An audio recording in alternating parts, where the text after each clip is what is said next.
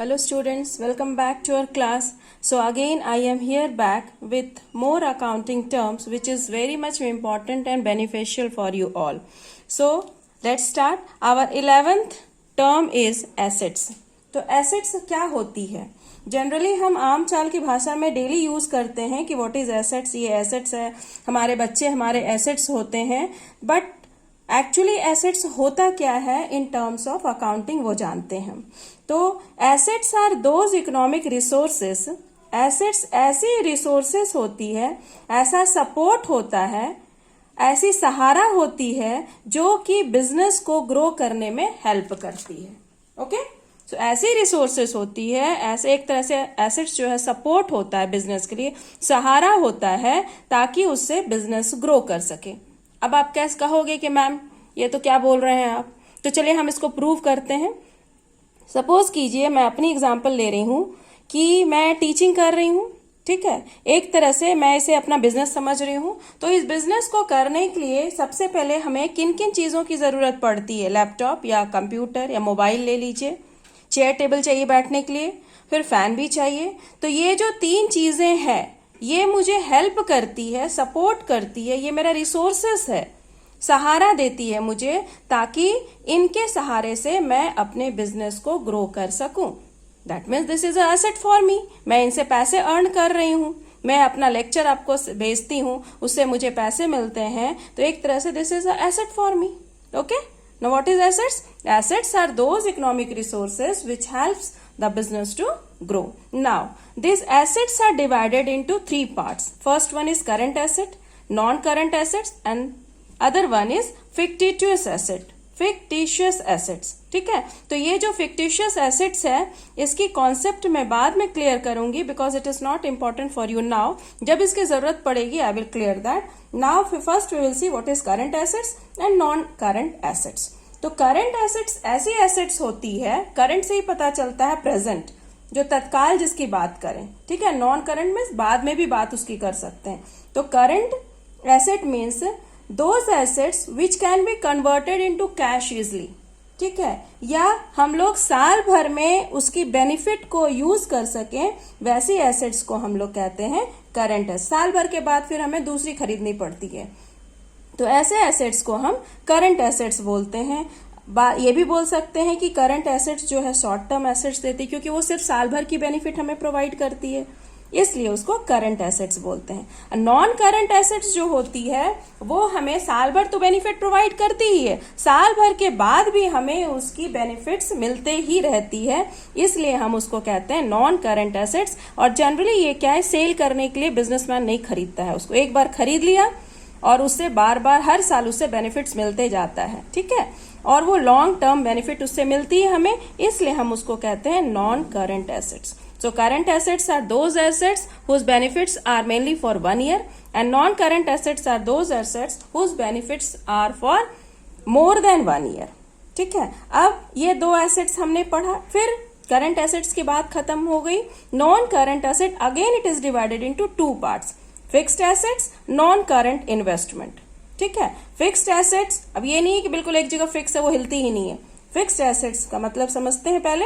उसका non current investment means ऐसी investment जो हम लॉन्ग पीरियड के लिए कुछ पैसे इन्वेस्ट करते हैं अदर कंपनीज में। फॉर एग्जाम्पल आप शेयर्स ले लीजिए, डिवेंचर्स ले लीजिए, ठीक है।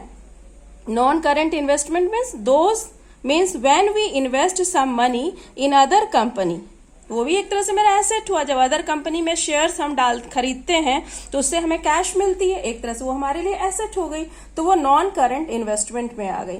अब आइए फिक्स्ड एसेट। फिक्स्ड एसेट्स भी 2 पार्ट्स में डिवाइड की गई है, एक टैंजिबल और एक नॉन टैंजिबल।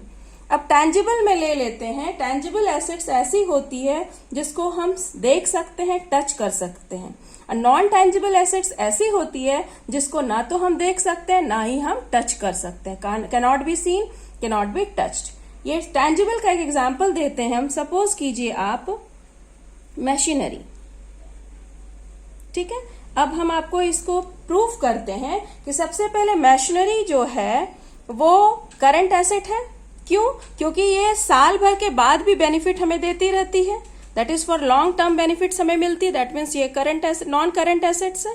अब नॉन करंट एसेट्स में भी टेंजिबल के पार्ट में आती है, क्योंकि मशीनरी ऐसी एसेट्स है जिसको हम देख सकते हैं सीन, और इसको टच भी कर सकते हैं। क्लियर। दूसरी आप देखिए, आप बिल्डिंग भी ले सकते हैं। बिल्डिंग भी ऐसी है जो हमें सिर्फ 1 साल बेनिफिट प्रोवाइड नहीं करती है, 1 साल से हर साल बेनिफिट प्रोवाइड करते जाती है। ठीक है, तो लॉन्ग टर्म बेनिफिट्स होती है, नॉट फॉर सेल होती है। और ये भी टेंजिबल के पार्ट में इसलिए आएगी क्योंकि हम इसे देख भी सकते हैं, इसे टच भी कर सकते हैं। इस तरह बहुत सारे एग्जाम्पल्स हैं टेंजिबल एसेट्स में। अब नॉन टेंजिबल एसेट्स देखते हैं। ऐसी assets which can not be seen और टच्ड, बट वो बिजनेस को ग्रो करने में हेल्पफुल होती है, इसलिए तो हम लोग उसको कहते हैं एसेट्स। फॉर एग्जाम्पल आप लीजिए गुडविल। गुडविल का नाम आपने अभी सुना नहीं होगा, बट आने वाले समय में हम इसके ऊपर एक कंप्लीट चैप्टर पढ़ेंगे। But for the time being goodwill क्या होती है हम आपको समझाते हैं, क्लियर करते हैं। तो गुडविल एक ऐसी एसेट्स होती है जो बिजनेस के लिए बहुत बड़ी सपोर्ट और सहारा है, हेल्प करती है बिजनेस को ग्रो करने में। कैसे? सपोज कीजिए कि हम अंबानी का बिजनेस खरीदते हैं, हम खरीद लिए, परचेज कर लिए, तो अंबानी के बिजनेस के साथ साथ उसकी गुडविल भी हमारे पास आ जाती है। गुडविल मीन्स उसकी रेपुटेशन भी हमारे साथ आ जाती है, और जिसके कारण हमें न्यू कस्टमर्स बनाने की जरूरत नहीं होती है। हम रिलायंस की गुडविल के सहारे हम बार बार हर साल प्रॉफिट अर्न करते जाते हैं। अगर हम नई कंपनी शुरू करते हैं, नई बिजनेस, तो हमें मार्केट में स्टैंड होना पड़ता। बट अगर हम रिलायंस को खरीदते हैं या बनी बनाई कंपनी को खरीदते हैं, तो कंपनी के साथ साथ हमें उसकी रेपुटेशन भी हम खरीद लेते हैं और हमारी मार्केट में पहचान बनी रहती है। तो उसको कहते हैं गुडविल। एक तरह से गुडविल को हम देख नहीं सकते हैं, टच नहीं कर सकते हैं, बट हम बिजनेस को ग्रो कर सकते हैं। ठीक है। दूसरा आप देखिए पेटेंट्स, एक और आप देखिए ट्रेडमार्क्स। ठीक है, तो ये सब ऐसी एसेट होती है जिसको we can't see and touch, but it helps the business to grow and grow करने में उसको मदद करती है। ठीक है। Now I think the asset is clear to you. Now we will move to liability part. Liability क्या होती है? लायबिलिटी एक तरह से बिजनेस के लिए बर्डन होती है, या फिर आप रेस्पॉन्सिबिलिटी भी समझ लीजिए, दायित्व भी बोल सकते हैं या प्रेशर भी बोल सकते हैं। दैट मीन्स कि बिजनेस हैज टू पे आफ्टर सम टाइम। ये ऐसी रेस्पॉन्सिबिलिटी होती है लायबिलिटी कि बिजनेस को एक समय आने पर उसका पेमेंट करना पड़ता है, इसलिए हम उसका नाम लायबिलिटी बोलते हैं, और एक तरह से हमारे लिए वो दायित्व है। तो लायबिलिटी भी 2 टाइप्स की होती है। First one is current liability and the second one is non current liability. तो current liability are those liability which is paid within 1 year. Current liability ऐसी लायबिलिटी होती है जिसका पेमेंट हमें 1 साल के अंदर करना होता है, इसलिए हम उसको शॉर्ट टर्म लायबिलिटी भी बोलते हैं। मैंने एग्जांपल दिया है क्रेडिटर। अब क्रेडिटर क्या होती है इसको बाद में मैं समझाऊंगी, और एक बिल पेएबल दिया है। ठीक है, बस अभी हम इतना समझ लें कि करंट लायबिलिटी एक ऐसा दायित्व होता है जो हमें साल भर के अंदर उसको चुकाना पड़ता है। बट नॉन करंट लायबिलिटी ऐसी लायबिलिटी होती है which is paid after 1 year. So we can say that this is long term liability. Example loan. अगर हम बिजनेस में लोन लेते हैं तो साल भर के अंदर लोन नहीं चुकाया जाता, एक ह्यूज अमाउंट लेते हैं और हर साल कुछ अमाउंट उसका पेमेंट करते जाते हैं, इसलिए वो नॉन करंट लायबिलिटी में आएगी। Clear? What is liability? Liability 2 types के होते हैं, current liability, non current liability. Current liability which has to be paid within 1 year, non current liability which has to be paid after 1 year. ये long term liability कहलाती है, ये short term liability कहलाती है। ठीक है, अब देखते हैं हमारा 13th परचेज। तो परचेज मीन्स सपोज बिजनेस, जब भी आप अकाउंट्स पढ़ते हैं तो आप अपने आप को बिजनेस समझा कीजिए। ठीक है, जब भी हम बिजनेस करेंगे तो कुछ परचेज, खरीदारी तो करेंगे ही। ठीक है, तो जो चीज हम मार्केट से खरीद करके लाते हैं उसको हम कहते हैं परचेज। ठीक है, जो चीज हम मार्केट से खरीद करके लाते हैं उसको हम कहते हैं परचेज करके लाना। ठीक है, अब जो परचेज होती है वो कैश परचेज भी हो सकती है और क्रेडिट परचेज भी हो सकती है। अब कैश परचेज किसको कहते हैं? सपोज कीजिए कि ये एक बिजनेस है, ठीक है, और एक ये बंदा है जिसका नाम राज है। इससे बिजनेस ने कुछ गुड्स खरीदा, ठीक है, परचेज करा कुछ गुड्स, ठीक है। तो इसको तो जब बिजनेस ने परचेज करा तो बिजनेस के पास गुड्स आ गई और राज को बिजनेस ने पेमेंट कर दिया। एक हाथ से गुड्स खरीदा और दूसरे हाथ से पेमेंट करा, दैट इज कैश पेमेंट हो गई। तो जब आप मार्केट जाते हैं, सामान खरीदते हैं, तो एक हाथ से आप सामान लेते हैं, दूसरे हाथ से जब पेमेंट करते हैं तो उसको कैश परचेज कहते हैं। Clear? What is cash purchase? अब यहां से एक बात आती है, अगेन एक टर्म जनरेट होती है, गुड। गुड क्या होता है? गुड्स। अब आप ये मत समझिएगा गुड्स मीन्स वेरी नाइस या वेरी गुड चाइल्ड, ठीक है। यहाँ पे अकाउंटिंग में गुड्स मीन्स डिफरेंट थिंग होती है। गुड्स का मतलब होता है, यहाँ क्रेडिट परचेज मैं आपको बाद में समझाऊंगी। अपना 14th टर्म हो गया गुड्स। गुड्स मीन्स जो चीज में बिजनेस डील करती हो, जो प्रोडक्ट हम बनाते हैं, जिस प्रोडक्ट से बिजनेस डील करती है, उसको हम गुड्स कहते हैं। अब कैसे? सपोज कीजिए कि हम फर्नीचर बनाते हैं, ठीक है, फर्नीचर मेकिंग की कंपनी है हमारी। तो अगर हम फर्नीचर बनाते हैं तो दुनिया के लिए फर्नीचर जो है वो एसेट्स होगी, बट बिजनेस के लिए जो फर्नीचर है वो गुड्स कहलाएगी। क्यों? क्योंकि हर दिन वो गुड्स फर्नीचर ही बनाती है। तो जो प्रोडक्ट से बिजनेस डील करती है उसको हम कहते हैं गुड्स। दुनिया के लिए भले ही वो एसेट्स होगी, बट उस पर्टिकुलर बिजनेस के लिए वो जो प्रोडक्ट है फर्नीचर, वो गुड्स कहलाएगी। तो यहाँ पर हमने बोला गुड्स परचेज्ड, राज से गुड्स परचेज करा बिजनेस ने, एक हाथ से गुड्स परचेज करा, दूसरे हाथ से उसको पेमेंट दिया, दैट मीन्स कैश पेमेंट हो गई, काम खत्म। अब दूसरा बात ये आ रहा है क्रेडिट परचेज, दैट मीन्स इसको उधार। उधार का मतलब आप समझ रहे हैं कि सामान तो ले लिए लेकिन पेमेंट नहीं हुई है। यहाँ पर फिर आप समझिए कि ये एक बिजनेस है और ये राज है। कभी कभी राज के पास पैसा हो जाता है, कभी कभी बिजनेस के पास पैसा रहता है, कभी कभी नहीं रहता है। तो इसने गुड्स तो ले लिया, गुड्स तो परचेज कर लिया, पर गुड्स आ गई इसके पास, लेकिन जब पैसे देने की बात आई तो after 3 months, payment after 3 months, that means इसके पास राज को पेमेंट बिजनेस ने नहीं करा। अब जब तक 3 महीने के लिए राज का कोई रिश्ता बिजनेस के साथ होगा, तो बिजनेस के अकाउंट्स में राज को क्या बोलेंगे? इसको बोलेंगे क्रेडिटर, ठीक है।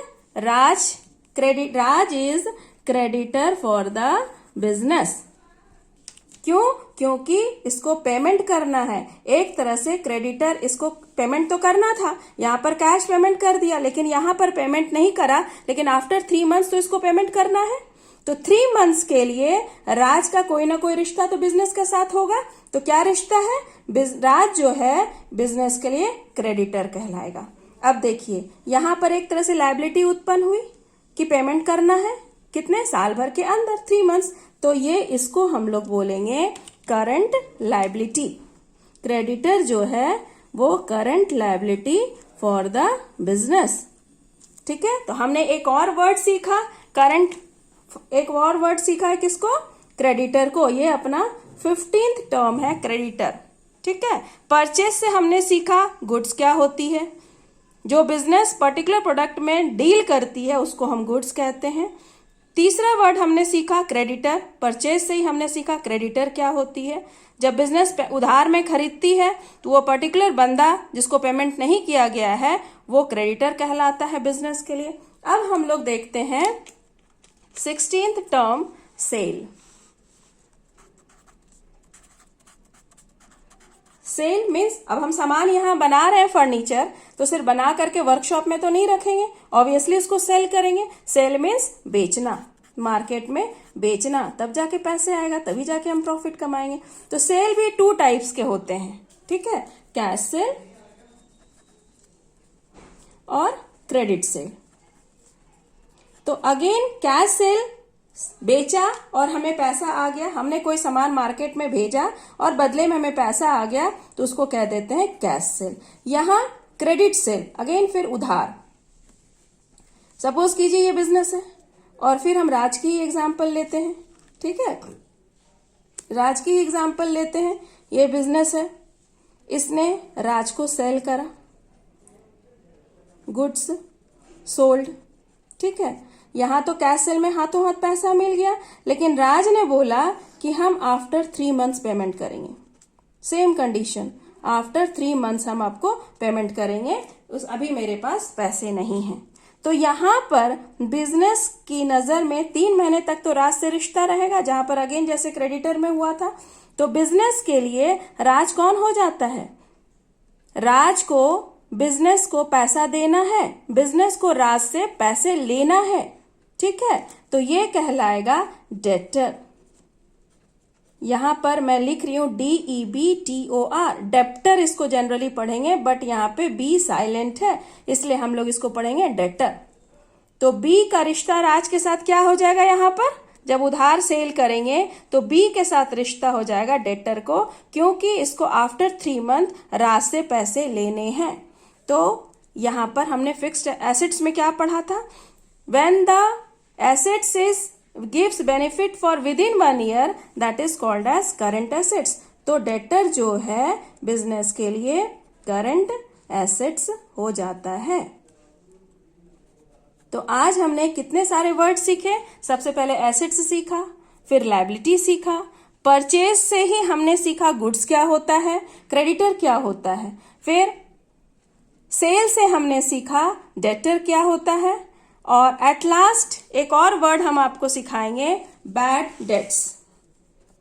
बैड डेब्ट्स इसी से रिलेटेड है, इसलिए जरूरी है सीखना बैड डेब्ट्स। यहां पर जो आपने देखा डेटर 3 मंथ्स के लिए डेटर, राज बी के लिए डेटर 3 मंथ्स के लिए है। सपोज कीजिए कि 3000 का फर्नीचर इसने सेल करा, लेकिन जब आफ्टर 3 मंथ्स जब टाइम हुआ तो राज ने पेमेंट करा 2800। बनना कितना था, मिलना कितना था? 3000, लेकिन राज ने कितना पेमेंट करा? 2800। अब ये 200 का क्या होगा? ये जो 200 which is not recoverable by Raj, Raj ने बोला भैया मैं इतना ही दे पाऊंगा, इससे ज्यादा नहीं दे पाऊंगा। सो ये जो 200 है which can't be recoverable by Raj, that money is called as bad debts. ये जो 200 है ये बिजनेस के लिए बैड डेट्स हो गया। ठीक है, तो आज हमने बहुत सारे वर्ड्स सीखे हैं। नेक्स्ट टाइम और भी वर्ड्स मैं लेकर के आऊंगी, because it is very important and beneficial for you all. And one thing more I want to say that आपसे मोटिवेशन तो हमें बहुत मिल रही है, और इस मोटिवेशन से मैं और भी वीडियोस बना रही हूं, और आप अपने मोटिवेशन के तहत लाइक शेयर और सब्सक्राइब कीजिए चैनल को, ताकि मैं पूरे 11th और 12th का वीडियो अपलोड कर सकूं। Okay, so thank you and thank you for watching.